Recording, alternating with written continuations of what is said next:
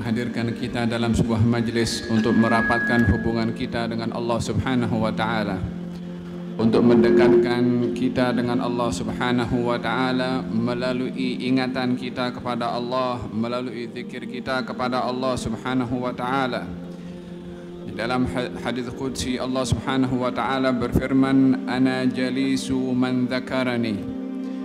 Saya, yakni Allah Subhanahu wa taala, akan dekat dengan seseorang yang menyebut nama aku, kata Allah Subhanahu wa taala.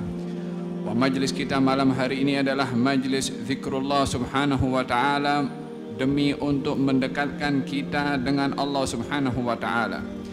Alangkah mulianya majlis bila mana di majlis itu diagungkan Allah Subhanahu wa taala, dengan Allah sendiri mengatakan, saya dekat dengan orang yang menyebut nama saya.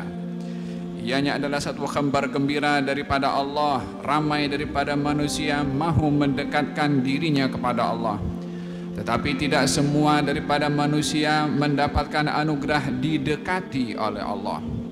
Perbezaannya adalah manusia ingin mendekat, yang kedua adalah Allah yang mendekatkan zatnya yang maha agung dan maha tinggi. Maka majlis ini adalah majlis mendekatkan diri kepada Allah dan didekati oleh Allah Subhanahu wa taala, mencari ketenangan di dalam hati dan jiwa kita, mengingati kepada Allah Subhanahu wa taala. Majlis ini juga adalah majlis untuk mengeratkan hubungan kita dengan junjungan Nabi besar Muhammad sallallahu alaihi wasallam, dengan beriman kepada beliau, dengan mencintai kepada beliau, dengan meyakini ajaran yang dibawa oleh beliau adalah benar dan lengkap, dan juga dengan mengikuti dan meneladani akhlak murni junjungan Nabi besar Muhammad sallallahu alaihi wasallam. Kesemua ini adalah bahagian daripada intipati diadakan majlis seumpama ini, yang kita mengharapkan kepada Allah, mudah-mudahan Allah Subhanahu wa taala mendekatkan kita dengan Allah Subhanahu wa taala, diterima amal ibadah kita oleh Allah, dan dianugerahkan oleh Allah keimanan kepadanya dan juga kepada Nabi Muhammad sallallahu alaihi wasallam, ditingkatkan kecintaan kita kepada beliau dan peneladanan kita kepada beliau. Di dalam hadis Nabi sallallahu alaihi wasallam yang menceritakan tentang hubungan kita dengan baginda Rasulullah adalah berdasarkan dengan ikutnya kita dengan beliau. Aqrabukum minni manzilan yaumal qiyamah ahasinukum akhlaqa. Orang yang paling dekat dengan aku nanti di hari kiamat adalah orang yang paling baik akhlaknya, yakni paling baik akhlaknya ketika di dunia, maka akan dekat dengan Nabi nanti di akhirat. Akan dekat kedudukannya, yang mana kedudukan Nabi adalah tidak boleh ditandingi oleh mana-mana para Nabi, mana-mana para wali. Beliau berada di tempat yang tertinggi sekali. Yang paling hampir kedudukannya dengan Nabi Muhammad adalah orang yang paling banyak mensifati akhlak Nabi Muhammad sallallahu alaihi wasallam.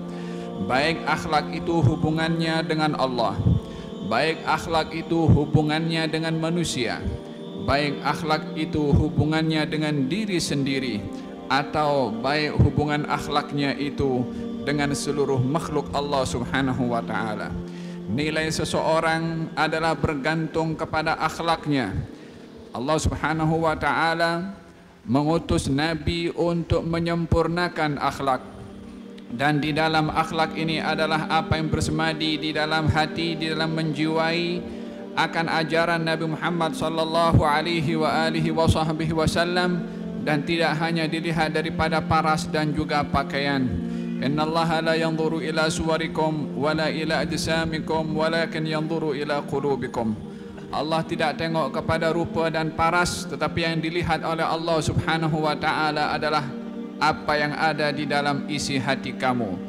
Rubba ash'ath aghbar madfu'un bil abwab law aqsam 'ala Allahi la abarrah. Terkadang ada seseorang yang dia tidak kemas atau dalam keadaan kusut masai, yakni kotor penampilannya, tidak kemas, yang kalau datang ke rumah seseorang meminta atau merisik, anak orang akan ditolak daripada pintu, tak akan diizinkan masuk karena dilihat hina. Kata Nabi, mungkin ada orang yang penampilannya seperti ini, tapi kalau dia berdoa kepada Allah, maka akan dipenuhi doanya oleh Allah Subhanahu wa taala. disebabkan isi hatinya adalah orang itu adalah orang yang bertakwa.